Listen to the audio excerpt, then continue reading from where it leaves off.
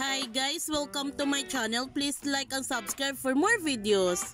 OMG! Hindi pala nagtaksi si Olivia kay Victor. Party pala ito na kanilang mga plano ni Victor para makakuha si Olivia ng matibay na ebidensya na laban kay Alex.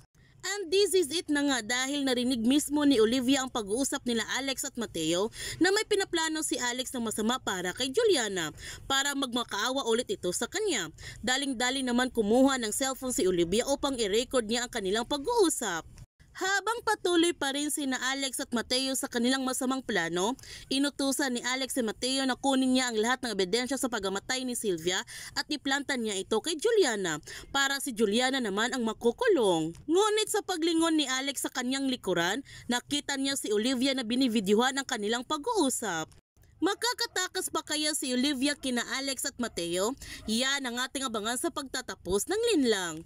Kung bago ka pa channel ko, don't forget to like, subscribe, and click notification bell para palagi kang updated sa mga videos upload ko. Thank you for watching and God bless to everyone!